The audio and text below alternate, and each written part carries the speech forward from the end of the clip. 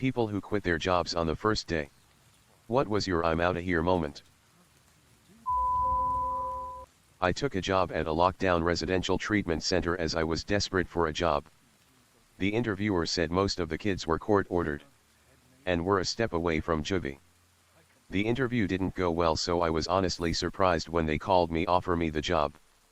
The morning of training was going over all of the state and federal laws that govern the place, like resident rights and staff to resident ratios and the like. The afternoon was a tour of the facility where it became readily apparent that exact none of the laws we just covered were being followed. I left at the end of the day and never came back. I had a feeling something bad was going to happen at that place. A few months later they got shut down after a riot that results in several serious injuries to both residents and staff. Glad I wasn't around for that. My first internship was at a Brazilian teen detention center. It's akin to a prison. But Brazilian law has some distinctions between crimes committed while as an adult or as a teenager. Teens go through socio-educational measures. I was walking through a courtyard with my supervisor when some doctors came running, flailing their arms and screaming, while officers came running from the opposite direction.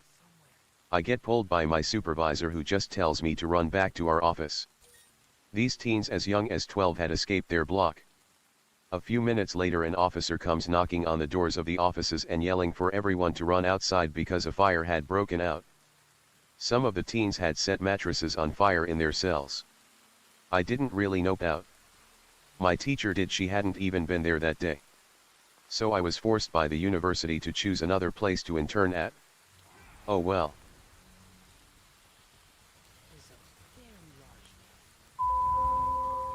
Summer job working for a landscape architect. Got to the job site and he asked me to dig a hole in some rocky dirt. I asked for a shovel. He didn't have one. I asked for a hand spade. He didn't have one. He told me to just dig the hole with my bare hands, and then he drove off to another site, leaving me completely alone. I dug for a little bit and then said beep this and left. Had the job specified that I needed to supply my own tools, I could have, but it didn't, and I wasn't going to work for somebody that expected folks to dig through hard, rocky soil with their hands. LOL, sounds like he sucks at communicating. Those bosses are the worst. I was 17 and working precast concrete. Refused to use a rusted to speep ladder. Supervisor called me a pussy. Got up about 7 rungs before his foot went through one. Heard his foot snap as he fell. I called an ambulance and walked to my car in the parking lot. On the first day of working at Amazon warehouse, the managers broke down to everyone how a 15-minute break works there. Walking to the break room is 2.5 minutes. 10 minutes of actual break and then 2.5 minutes to go back to your stations. It took me 2.5 minutes to walk to my car, and I took a forever break. Also, you have 3 minutes to use the bathroom, but the nearest bathroom is a 5-minute walk away. Answered an ad in the paper. This was the mid-90s, what seemed to be an office job, making sales calls when I was in college. Did a phone interview and was called back for an in-person interview. When I go to the interview, I'm led into a room with about 50 other people and a small stage at the front of the room. We're all somewhat confused as to what is going on. Finally, a guy gets on the stage and informs us that we've been selected for the opportunity to sell Cutco. Me and 2/3 RDS of the rest stood up and walked out. I noped out of an interview one time. Thanked them at the end and said it wasn't for me. Those interviewing, management level folks, started arguing with each other in front of me during the interview. I figured, if this is the vibe at the management level, then I sure as hell don't want to be your employee. Wasn't exactly the first day, but I didn't show up after the second shift. It was a rather popular cafe chain in my country. I was hired to work in the kitchen as a cook along with another senior cook. Let's put aside the fact that I had zero cooking knowledge whatsoever. The senior cook was leaving the kitchen every 5 minutes to smoke. So there I am, alone in the kitchen. Orders are printing fast. And I'm standing there not sure what to do first. And the waitress comes over yelling at me to cook speep. I don't have any business cooking. Definitely not on my own. Later on the senior cook told me they had at least 2 rats running around the kitchen. Showed me they pooped on a plate. I never came back and I'm glad the place got shut down. Restaurant. Swept under my station when we were closing.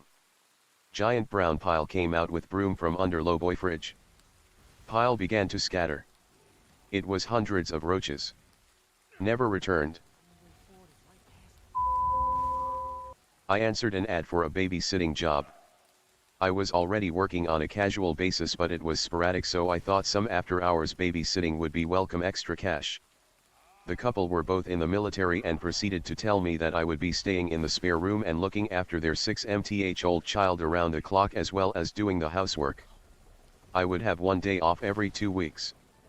They said it is cash in hand so I could sign on to the dole unemployment benefit to make up the rest of the money. I left on the spot.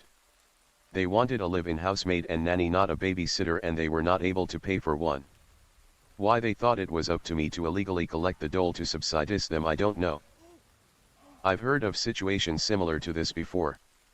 Often they've had someone work for them with that arrangement previously, so they think it's somehow normal or okay.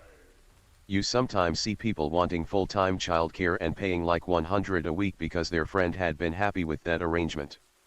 It's a bit different when it's a total stranger who doesn't owe the family any favors. I was a waitress. The only waitress. At a just opened diner. The boss didn't have me sign any paperwork. Everything was under the table. But that wasn't what made me quit at the end of the night.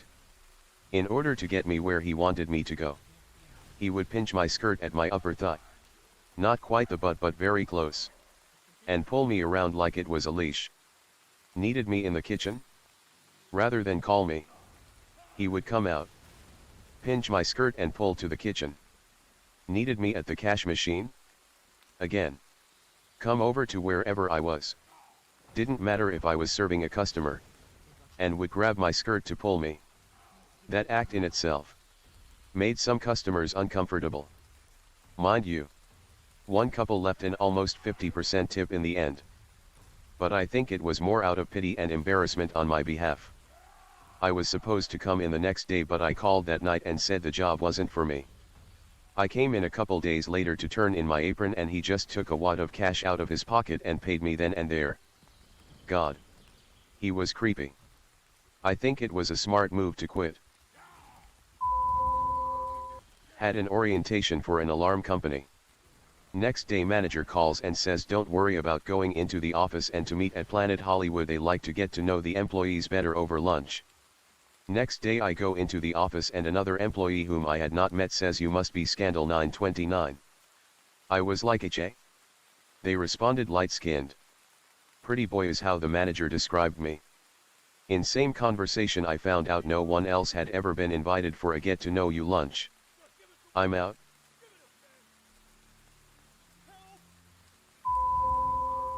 It was a small independent insurance agency in 2006.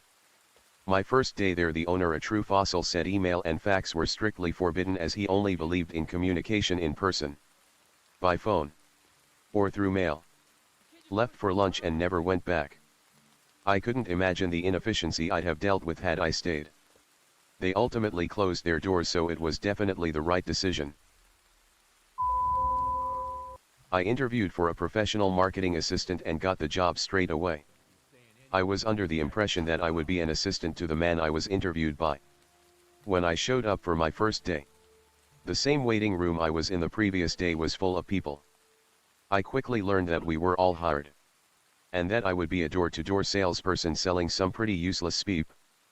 I spent my entire day inside a Starbucks applying for other jobs and went home. Got paid. But never went back.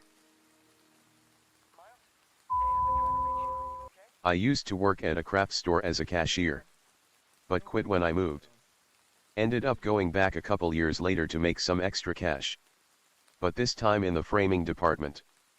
During the interview they swore up and down I would only ever be a backup cashier because I said I refused to have full cashier shifts. First shift after interview is listed as framing.